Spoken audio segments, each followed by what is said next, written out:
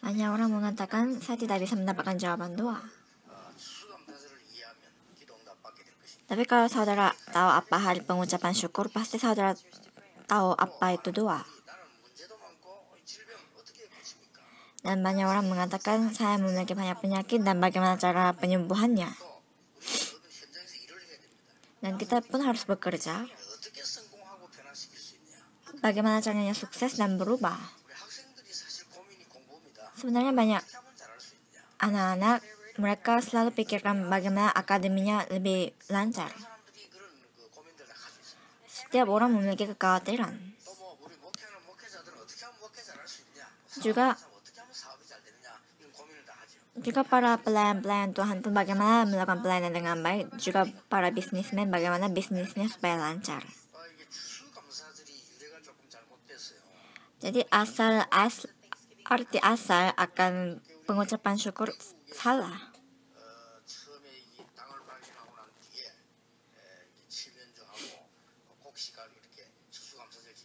Jadi setelah di Amerika mereka menemukan tanahnya, mereka memberikan rasa syukurnya dengan daging dan pertanian. Dan mereka tahu rasa hari syukur itu adalah hal seperti itu.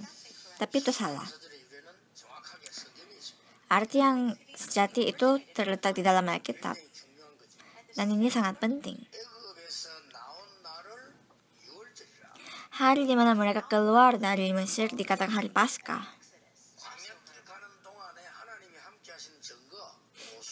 Dan selama mereka berjalan di gurun pasir, bukti bahwa Tuhan bersama dengan mereka adalah hari Pentakosta.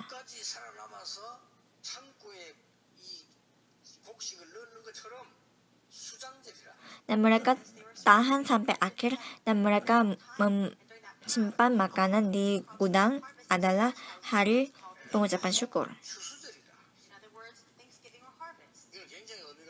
Yaitu atau hari penuaian, sangat berarti.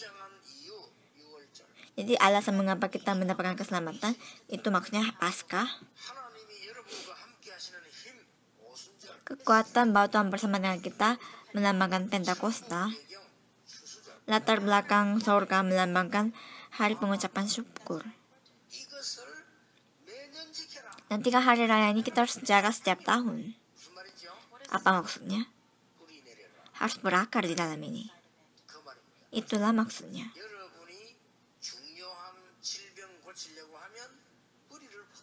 Untuk menyembuhkan penyakit saudara, akar saudara harus diubah. Untuk menyelamatkan gereja ini dan kota ini, akar saudara harus berubah.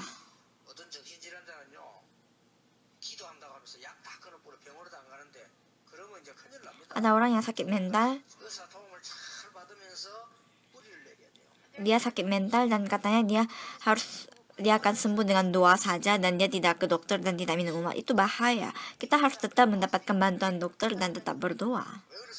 Kenapa? Karena kebiasaan seseorang yang sudah menjadi tawanan selama 400 tahun itu susah untuk diubah. Karena itu bangsa Israel itu ditekankan untuk menjaga hari raya ini.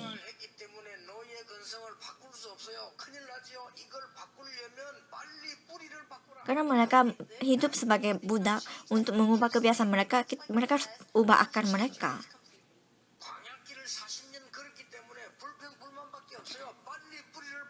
Karena mereka berjalan di gurun pasir selama 40 hari, 40 tahun, mereka hanya komplain dan protes, karena itu harus diubah.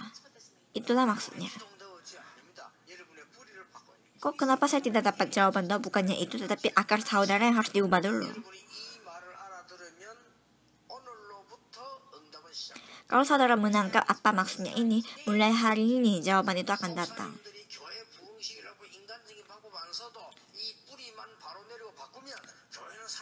Walaupun para pendeta-pendeta tidak menggunakan cara manusia untuk memperkembangkan gereja, kalau akar ini diubah, jawaban akan mulai. Di luar sana begitu banyak orang yang sedang mati, dan kalau kita ubah akar saja, mereka akan hidup kembali. Harus ingat ini selalu. Saya berterima kasih karena saudara menyanyikan pujian yang sangat indah.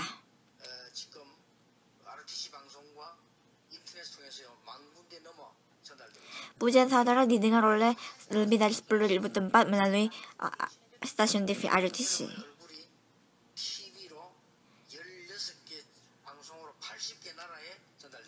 Jadi wajah-wajah saudara ke 80 negara melalui 16 stasiun TV sudah ditayangkan. Jadi saudara selalu dandan dengan cantik. Terutama saudara yang selalu mengantuk harus hati-hati. Karena saudara mengantuk itu ditayangkan ke 80 negara. Kenapa saya mengatakan ini? Pujian ini, ibadah ini, firman ini didengar oleh para remnant. Remnant dari seluruh dunia harus selalu ingat. Kalau kita tidak berakar di dalam Injil, dua hal itu akan selalu bermasalah.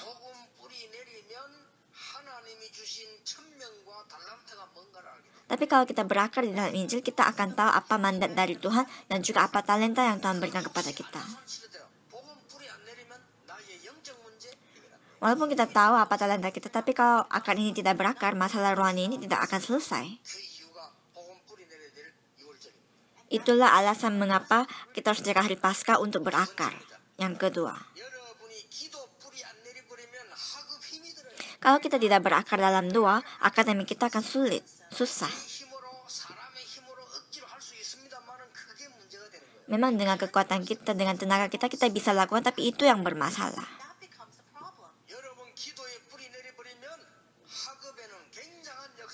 Kalau saudara berakar di dalam doa, maka hal yang luar biasa terjadi di dalam akademi saudara.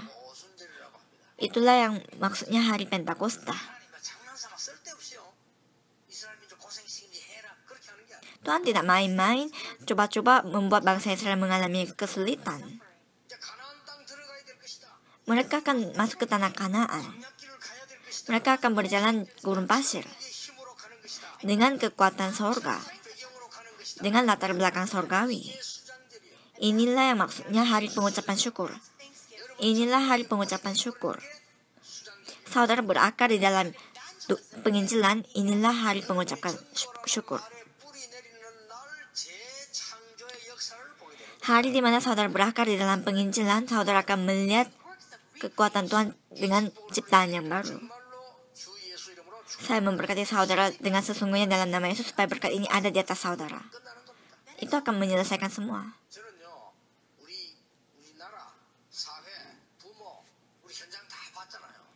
Saya sudah lihat negara saya, orang tua saya, sosial ini sudah saya lihat semua. Saya sudah bergereja dengan rajin, juga melakukan banyak pekerjaan, tapi tidak berubah. Walaupun berusaha pun tidak ada yang penyelesaian.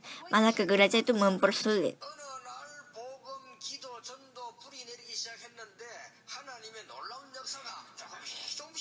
Suatu hari setelah saya berakar di dalam Injil 2 dan penginjilan, saya melihat rencana Tuhan, pekerjaan Tuhan sedikit demi sedikit. Walaupun hanya saudara tahu alasannya.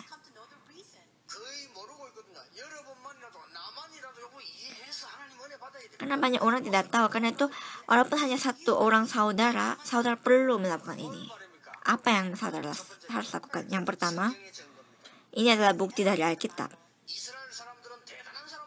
Bangsa Israel adalah bangsa yang luar biasa. Bangsa Israel adalah bangsa yang luar biasa. Mereka mendapatkan 1/3 dari hadiah Nobel. Akademi pendidikannya sangat maju. Karena hal yang terlalu bagus, mereka melupakan akan satu hal yang penting. Tapi kita harus ketahui. Gereja Korea, gereja dunia harus ketahui ini. Kita tidak mengetahui ini yang sangat sayangkan. Memang banyak hal yang bagus. Bangsa Israel memiliki terlalu banyak akan hal yang bagus. Memang banyak. Ada Talmud, Shema, Torah, dan juga cara pendidikan, skill, mendapatkan banyak hadiah, memiliki banyak hal yang bagus. Tapi mereka tidak memiliki 3 hal untuk berakar di dalam Injil. Apakah saudara mengerti? Hari Paskah, Pentakosta, dan pengucapan syukur, mereka tidak tahu maknanya. Mereka melupakan semua itu, yaitu keselamatan, Yesus Kristus, dan sorga. Mereka tidak tahu ini. Karena itu mereka menjadi budak di Mesir.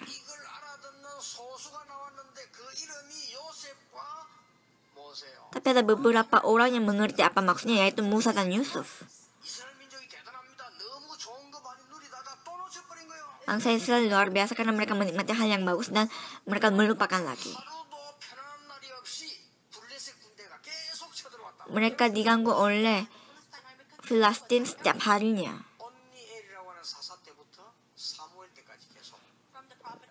Dari Nabi Oniel sampai Samuel, mereka terus diganggu. Tapi ada satu orang yang tahu kenapa ini terjadi. Siapa dia? Samuel dan Daud. Mereka lah orang yang berakal yang tahu kenapa ini terjadi. Jadi ini sangat sederhana, karena itu saya harap supaya saudara mendapatkan jawaban mulai hari ini. Kalau anak saudara berakar di dalam Injil, penginjilan, dan doa, maka dia akan mengubah dunia ini.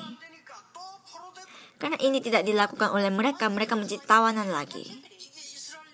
Inilah sejarah Israel dan bukti.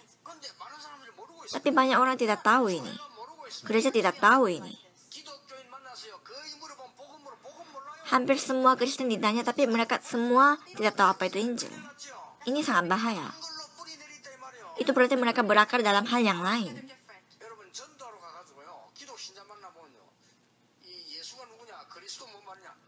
Kalau saudara pergi menginjil dan tanya kepada Kristen siapa itu Yesus, mereka tidak tahu siapa Yesus. Ditanya, kamu anak Tuhan karena itu apakah kamu yakin? Mereka tidak ada keyakinan.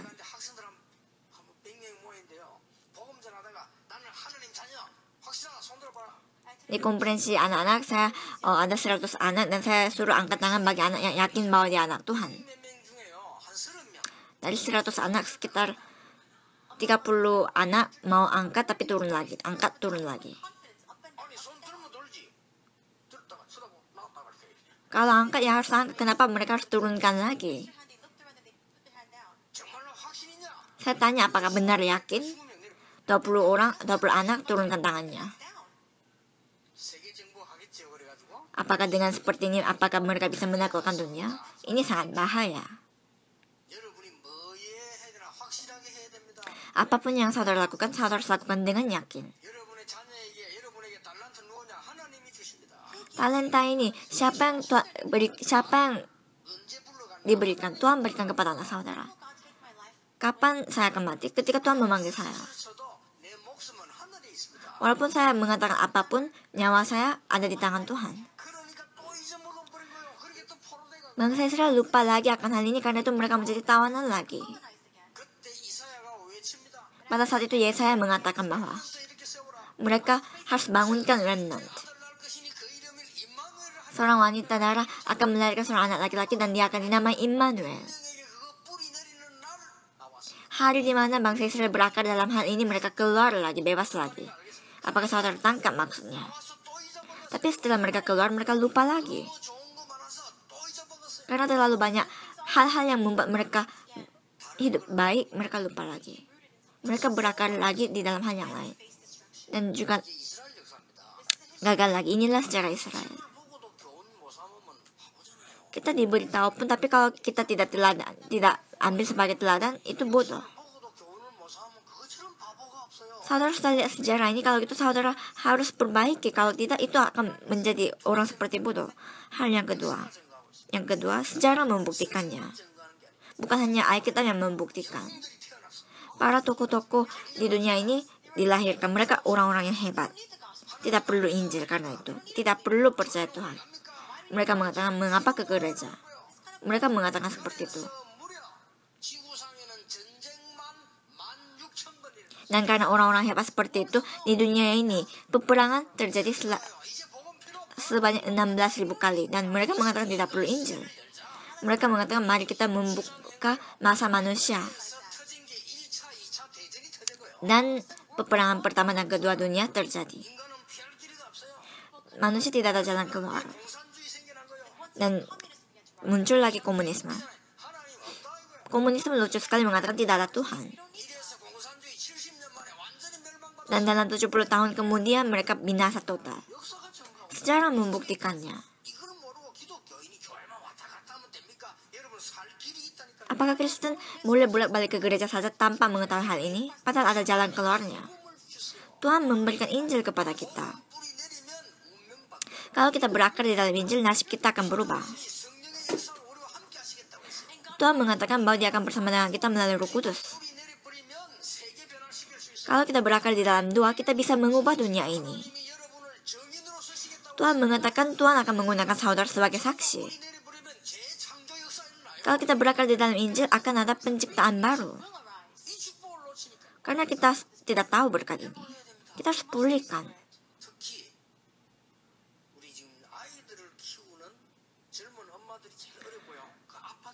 Terutamanya, orang tua, ibu-ibu, bapak-bapak yang memiliki anak-anak yang masih kecil paling susah.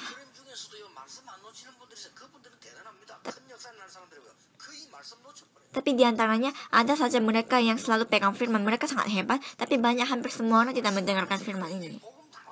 Karena itu mereka melupakan Injil semuanya. Padahal sejarah membuktikan dengan jelas-jelas. Lebih penting lagi yang ketiga. Paulus mengatakan seperti ini. Bukankah kalian yang tidak ada pengharapan telah dipanggil oleh Tuhan Allah? Itu di ayat 12. Dan juga, bukankah Dia telah merubuhkan tembok pemisahnya? Itu di ayat 14 dan ayat 16.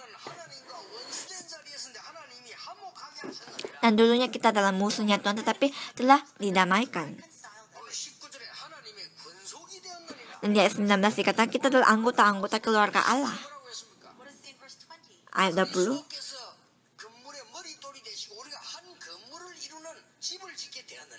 Kristus Yesus menjadi sebagai batu penjuru dan kita membangun satu gedung.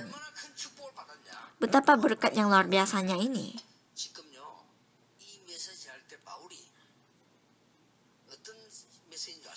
Tahu apakah keadaan Paulus itu seperti apa ketika mengatakan ini? Pada saat mereka menjadi tawanannya Roma. Bukan itu saja. Katanya 7 tahun kemudian bangsa Israel akan binasa.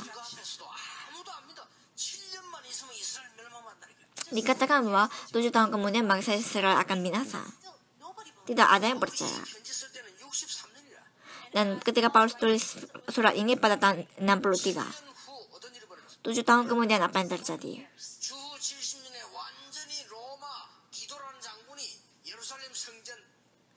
Jenderal Titus, orang Roma itu membakar bait Yerusalem dan taruh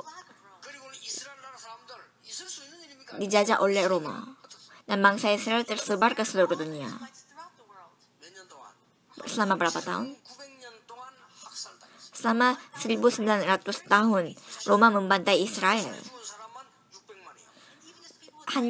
Sekitar 600 miliuner dibunuh oleh Hitler.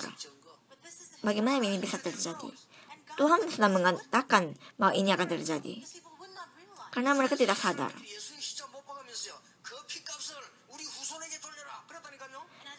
Karena itu ketika Yesus disalibkan, mereka mengatakan harga darah itu kami taruh di generasi kita, dikatakannya. Jadi orang-orang memegang hal-hal yang salah, bukan yang seharusnya kita harus pegang. Inilah tanggung jawab gereja. Ini tanggung jawab pendeta. Lebih lagi ini tanggung jawabnya sekolah teologi ya. Jemaat biasa tidak tahu apa-apa. Anak-anak sekolah teologi harus bertanggung jawab. Dunia ini sekarang adalah tempat main-mainnya setan, dan sekarang memiliki begitu banyak maut, tetapi kita tidak tahu. Dan pada saat seperti itu Paulus sedang memberikan firman. 9 tahun kemudian apa yang terjadi lagi? Di bagian bawahnya Roma, di Pompei, Gunung Merapi meletus. Apakah ini kebetulan? Ini sama sekali tidak. Jepang, kita harus doakan. Apakah ini kebetulan?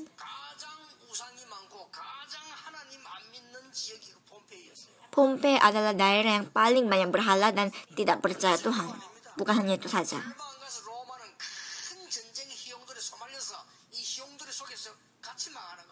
Roma binasa beberapa tahun kemudian bersama-sama.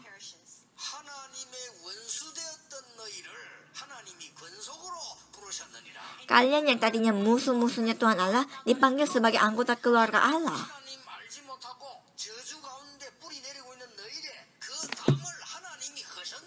Tadinya kita memiliki satu tembok, tetapi dia telah merobohkannya, tembok itu, supaya damai kembali dengan Tuhan. Ini bukan firman biasa.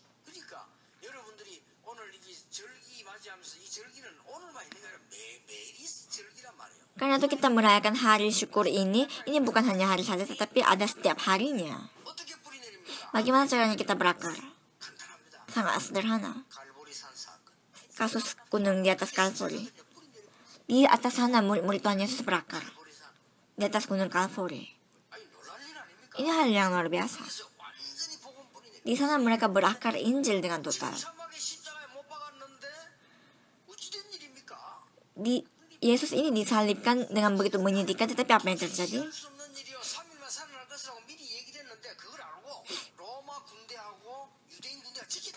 Karena dikatakan 3 hari kemudian dia akan bangkit, karena sudah tahu prajurit-prajurit jaga kuburan Tuhan Yesus. Ini sudah tercatat di sejarah.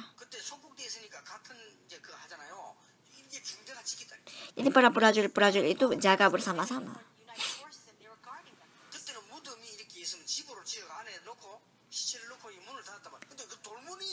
Pada satu kuburan itu kayak dari gua batu, dan batu itu ditutup sebagai pintu, tapi pintu itu terbuka. Prajurit yang jantungnya ada sakit jantung, dia pingsan karena terbuka.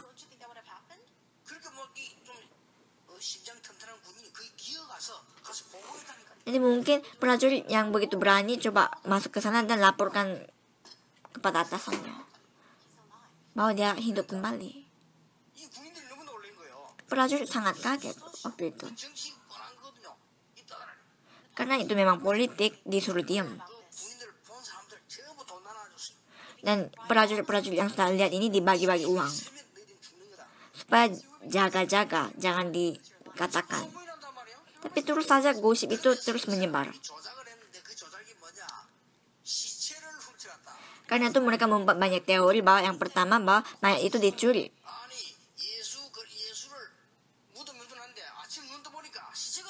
Katanya Yesus Kristus dikubur, tetapi di pagi hari mayatnya itu dicuri. Saat subuh di mana prajurit mengantuk sedikit. Apakah semua prajurit mengantuk pada saat yang sama? Jadi ini dikatakan teori di mana penculikan mayat. Tapi itu membuktikan benar bahwa di dalam kuburan tidak ada mayat.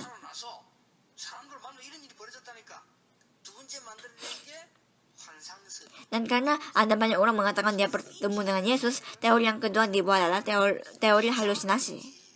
Mungkin itu hantu. Tapi dikatakan tidak, itu benar.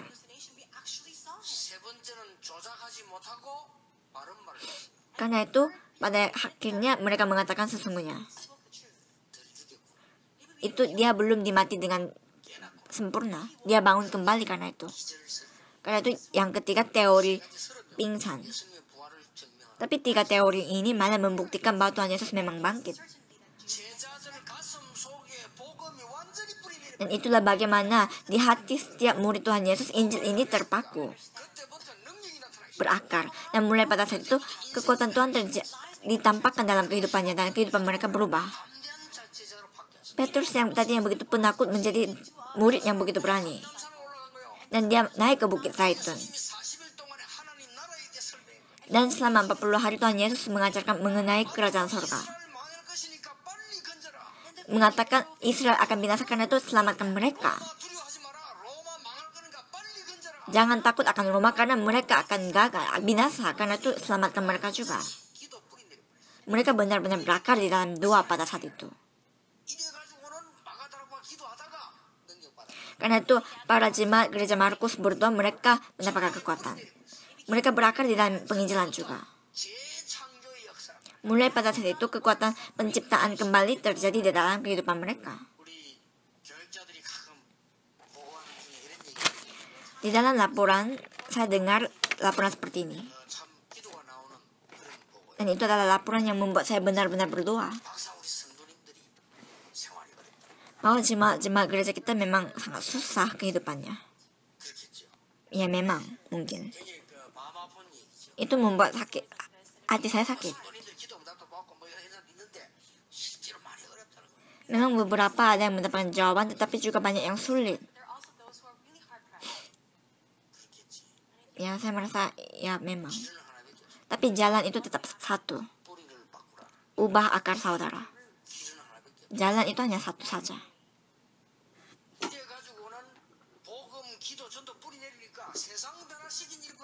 Karena itu karena berakar di dalam Injil 2 dan penginjilan, mereka mengubah dunia.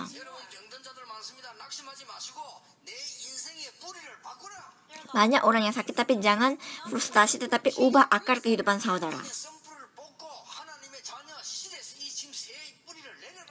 Cabut akar kebinasaan, tetapi tanam lagi akar akan hidup yang baru. Bagaimana dengan masalah rohani saudara? Inilah jalannya.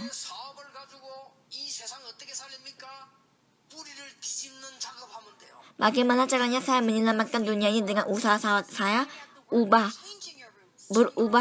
akar saudara 180 derajat.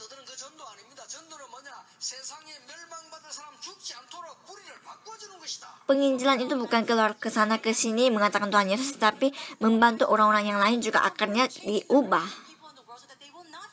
supaya mereka tidak mengalami kegagalan.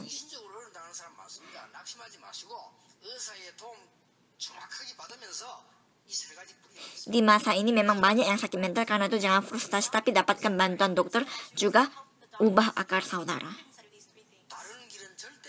Tidak ada jalan yang lain.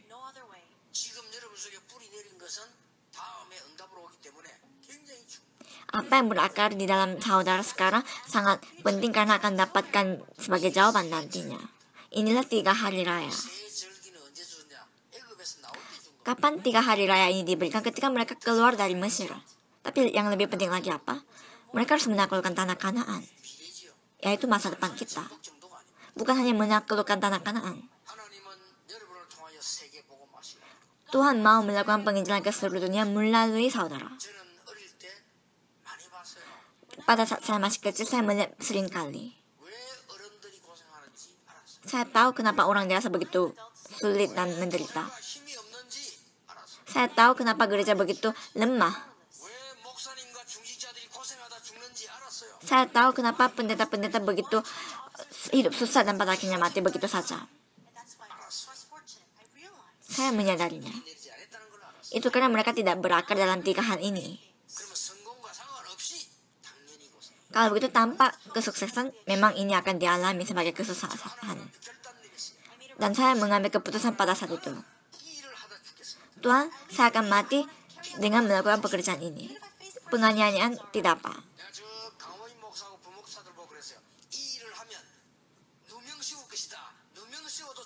Waktu itu saya mengatakan kepada pendeta-pendeta di bawah saya, mengatakan kalau kita melakukan pekerjaan ini kita akan ditutup, tapi itu tidak apa. Karena kalau kita melakukan pergerakan penginjilan yang tepat, maka setan akan selalu ganggu, karena itu kita harus siap juga.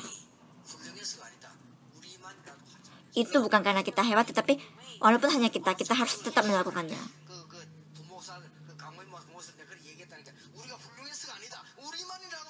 Saya mengatakan kepada semua gembala, pendeta-pendeta wakil saya, mengatakan bukannya karena kita hebat, tetapi walaupun kita hanya saja, kita harus lakukan ini. Itu bukan gereja itu salah, gereja itu benar, tetapi walaupun hanya gereja kita saja, kita harus tetap lakukan ini. Karena ini adalah apa yang Tuhan inginkan. Mari kita lakukan itu. Itulah makna sebenarnya dalam hari pengucapan syukur. Hari ini saudara memegang perjanjian ini saja, Tuhan akan berkarya. Saya memberkati saudara dalam nama Yesus supaya berkat ini dimulai. Mari kita berdoa. Tuhan, terima kasih karena memberikan begitu besar kasih karunia. Berkati supaya kehidupan yang baru dimulai. Berkati supaya pergerakan gereja yang benar terjadi. Untuk menyelamatkan dunia ini, jadikan kami sebagai saksi sejati walaupun hanya kami saja. Di dalam nama Tuhan Yesus Kristus kami berdoa. Amin.